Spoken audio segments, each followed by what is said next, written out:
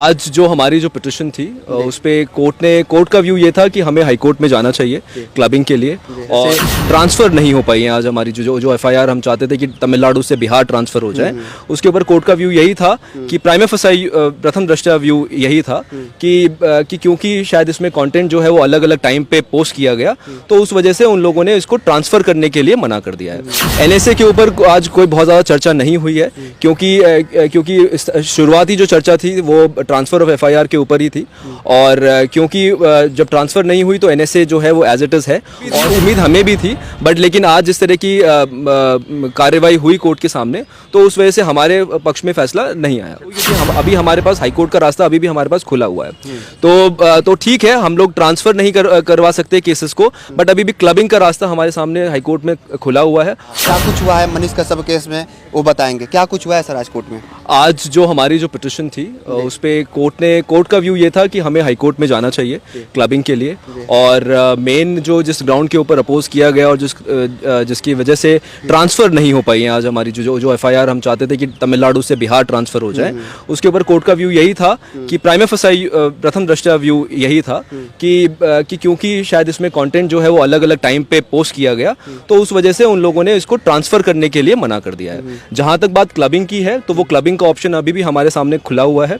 वो उन्होंने लिबर्टी दे दी है कि हम लोग हाई कोर्ट जो भी तमिलनाडु की जो हाई कोर्ट है वहाँ पे हम लोग अप्रोच करें और वहाँ की हाई कोर्ट से हम लोग याचिका लगाकर ये मांग करें कि इन सारी एफआईआर को, क्योंकि टोटल 6 एफआईआर तमिलनाडु में है, तो उन सबको क्लब करके किसी एक जगह पे चलाया जाए। जी, बात की जाए एनएसए की, एनएसए पे क्या चर्चा हुआ? एनएसए के ऊपर आज कोई बहुत ज़्यादा चर्चा नहीं हुई है क्योंकि शुरुआती जो चर्चा थी वो ट्रांसफ़र ऑफ एफआईआर के ऊपर ही थी और क्योंकि जब ट्रांसफ़र नहीं हुई तो एनएसए जो है वो एज इट इज़ है और एनएसए को भी चैलेंज करने के लिए जो हमारे पास जो अपॉर्चुनिटी है वो अपॉर्चुनिटी, वो विंडो हमारे पास खुली हुई है और हम उसको हाई कोर्ट में चैलेंज कर सकते हैं। मनीष कश्यप का केस का क्या होगा? आप वो कहाँ जाएंगे, उनका केस कहाँ जाएगा, कौन से कोर्ट में जाएगा? वो अभी डिपेंड करेगा क्योंकि अभी तक तो आज तक की डेट के ऊपर स्टे था। जैसा अगर आप लोगों को याद होगा तो लास्ट टाइम पे कोर्ट ने स्टे कर दिया था कि उनको मदुरई जेल में रखने के आदेश दिए गए थे।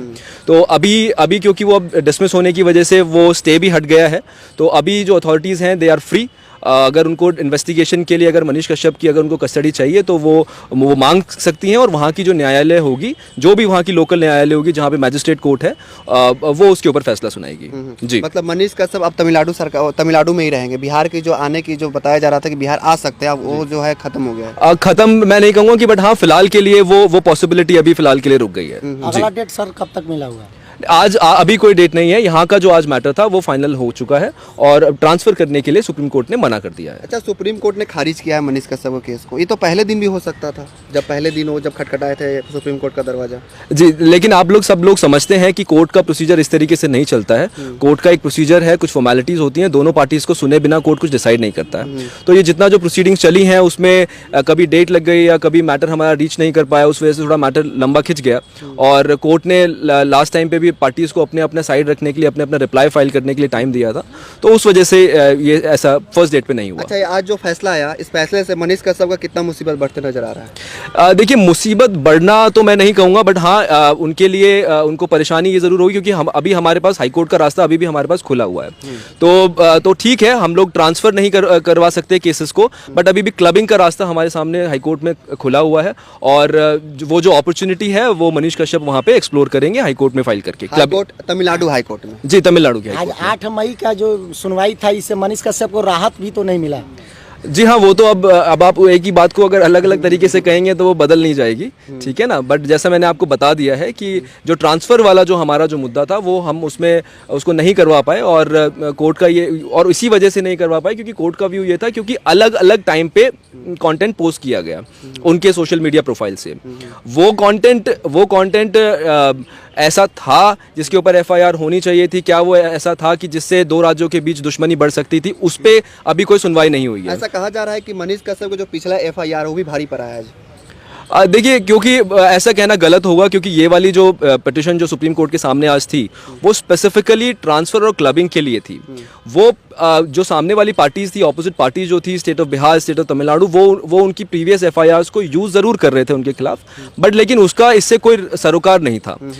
Those FIRs were completely unconnected, no connection absolutely with this present petition. तो ऐसा कहना गलत होगा कि भारी पड़ी है। जी। पूछ रहा हूँ। एनएसए से क्या चर्चा हुई? एनएसए कब हटेगा या हटेगा भी कि नहीं हटेगा? देखिए एनएसए के लिए अब अगर हटवाना, अब आज की प्रोसीडिंग्स को देखते हुए, आज की कार्रवाई को देखते हुए, अब एनएसए का जो रास्ता है वो सिर्फ हाईकोर्ट के सामने खुला है और एनएसए को हम हाईकोर्ट में दोबारा चैलेंज कर सकते हैं और हाईकोर्ट उसके ऊपर जो भी फैसला सुनाएगी उस हिसाब से हम लोग आगे इस पे स्टेप्स लेंगे।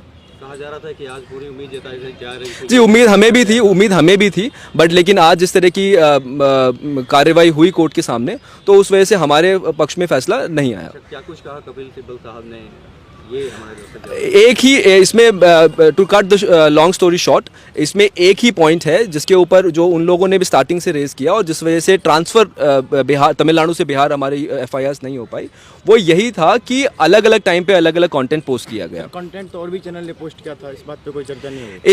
इस बारे में चर्चा हुई बट लेकिन क्योंकि सारा अभी जो सुप्रीम कोर्ट जो सुन रही थी पिटिशन वो खाली मनीष कश्यप के मामले को लेकर सुन रही थी कि मनीष कश्यप के सोशल मीडिया प्लेटफॉर्म से क्या क्या कंटेंट पोस्ट किया गया है।